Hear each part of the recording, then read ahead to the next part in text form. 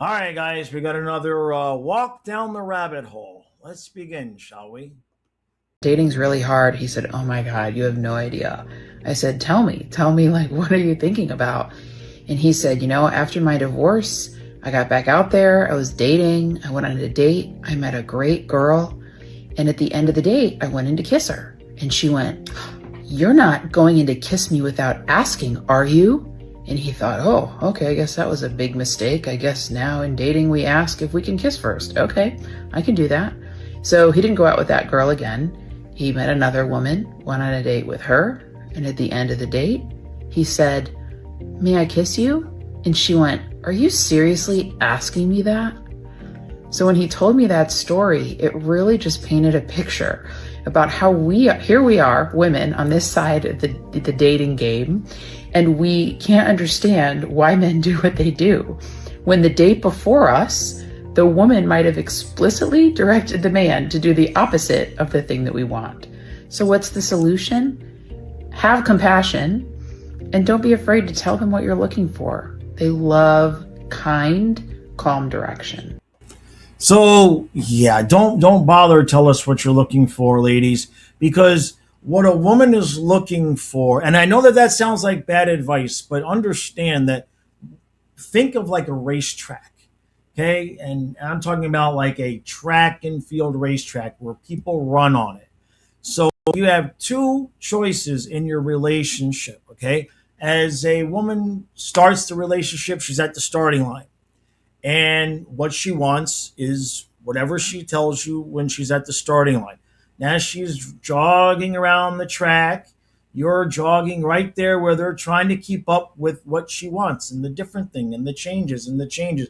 And she's going around the track and the entire time she's just changing what she wants. And you're acting like a puppet trying to somehow get it right. But you're usually two or three steps behind her. So by the time you're doing what she said she wanted when she was on the curve, she's on the straightaway telling you that's not what she wants anymore. And then eventually she comes back around to the starting point and she's back where she started, where she's telling you what she wants now is what she wanted 6 months or a year ago when she's just stay on this, just stand there. Just let her do their jog around the track, guys, and you guys just stand still, and eventually every once in a while you'll get it right. Sees three striped bass. Would you like some striped bass? We don't have a cooler right now. Right now, probably not. They didn't have fishing license. And undersized, okay. Hand me your paddle. I'll pull you right up beside me. Oh, sure, awesome. So what I'm gonna do is I'm gonna check out your fishing license real quick. I see you're wearing your life jacket, so that's awesome. You are good to go till next August 31st, sir. Honestly, I was just checking to see if I had a life jacket, and I was gonna give away some fish. As you can see, they're pretty good. Oh, wow, yeah. So this one was legal, but those two are both undersized. Where'd they catch them? Right here in the middle. What were they using, did you know, or? Live minnows. Live minnows. Well, it was nice to meet you, sir. You have a good one. All right, so the first thing is when you go fishing, be prepared. You either bring your cooler or a stringer, one of the two. I know the idea for a lot of guys is to catch and release, but you just never know. You got to at least have your stringer. You just never know what you're going to catch. There's no guarantee. I go out to my spot, generally speaking, I'm going to catch 3 pound catfish. But the day that I catch a 12 pounder, we're having a fish fry. Now, this is a little bit of a better idea. I understand that the original guy did whatever he did wrong. The fish, I guess, were undersized. I remember when my dad and I went fishing a long, long time ago in Virginia. He caught a flounder that legitimately he was on his own. It was at most, and I'm being truthful here, it was at most a quarter of an inch short. And he kept it anyway. And long story short, they came up, they caught him, and they fined him, and they made him just throw the fish that had been long dead. It had been dead for hours. Made him just throw it right back into the water. Just a complete waste of the fish. I understand, don't keep undersized fish, but my dad's from a different generation. You know that deal. But you got to be prepared. You just never know when Fish and Game is going to walk up and you're going to get the spoils of somebody else's problems. I just want to clarify, if you do decide to jump, you're going to jail. jump, you're going to be arrested. If you do decide to jump, All right, guys. Go ahead and take it all down. Let's go. let's go. You've already been told. We're done. Unsafe games. 4319. CCR, it's a misdemeanor as well. Okay? You're not allowed to just tie things to trees around here. You're not allowed to do that. You're also not allowed to jump from any rocks or anything in a state park. So there are your laws. So take the stuff down. Let's go.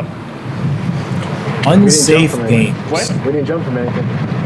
Yeah, one would assume that that's probably what you're going to do, right? Yeah, so let's go ahead and take the stuff Laws down. aren't about assumptions. If you don't take the stuff down, what's going to happen, take this as a refusal and we'll arrest you and take you to jail. So Okay. let's go ahead and take the stuff down now, and we can just make this really easy. What would you charge us with? I just told you, Wrapping stuff around trees? What's the law? you're not allowed to do that. What's the law? What? It's What? a CCR code. Okay, what code?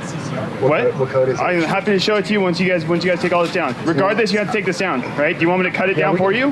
You guys got real crime to deal with, or just us? No, just you now. Just us. Cool. Good stuff. I'm glad my taxes are being used wisely. Yeah. No way. No way. We all know what's coming, right? We know what's coming, right? No way.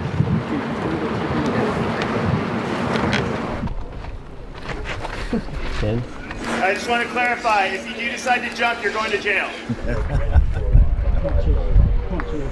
Yeah.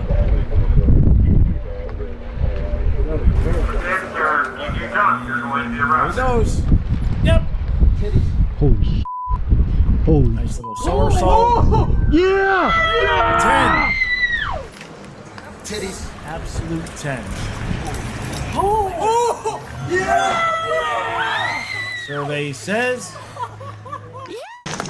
Ah, All right, sir, you are under arrest. What for?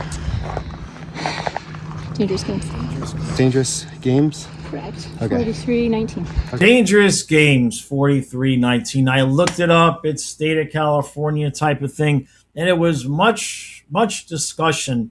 Now, there's those of you that might feel like we should be allowed to do whatever the hell we want, wherever the hell we want, at any time we want. I understand and respect. Then there's the people that say, well, the resources that it's going to cost the state or the county when they have to rescue you, that's a problem. And I don't necessarily disagree.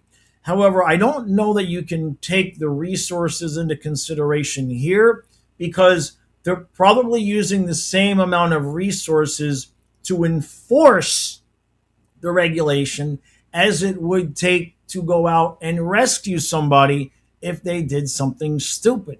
So to me, I would think that the solution would be posting signs that basically say, hey, we don't want you doing blank. If you do blank, you're on your own. We're not going to come get you. So if you swing off that rope and you don't let go and you go backwards and smash into the rocks, tough titties. And then you're on your own. The people that want the right to do whatever they want, wherever they want, well, you just give them that right. But then they also have to deal with the consequences. Don't really know what the answer is here. Obviously, government overreach is always going to be a problem because there's always that balance. And, they're saying you're not allowed to tie things off of trees. Maybe you've got a tree that looks like it's still stable.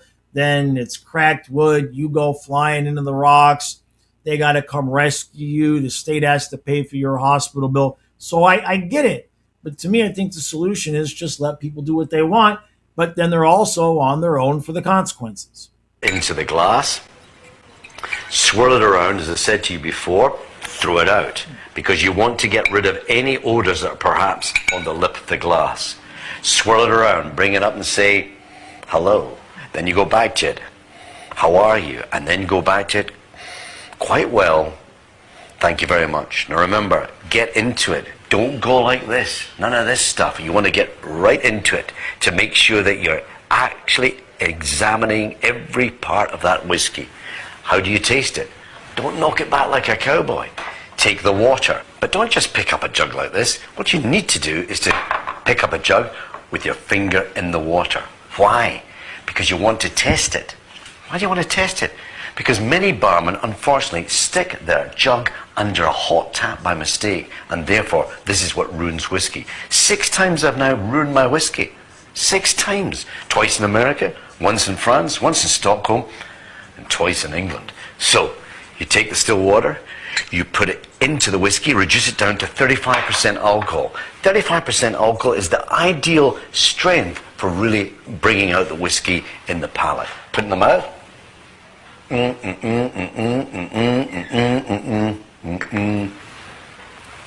then let it go down. Absolutely fantastic. If in fact I hadn't added sufficient water, what would happen? This is what would happen. Your face would start grimacing. It would start changing because it was affecting the taste buds, anesthetizing them. So all you need is a little water. All right, let's see. Hello. How are you? I asked you first.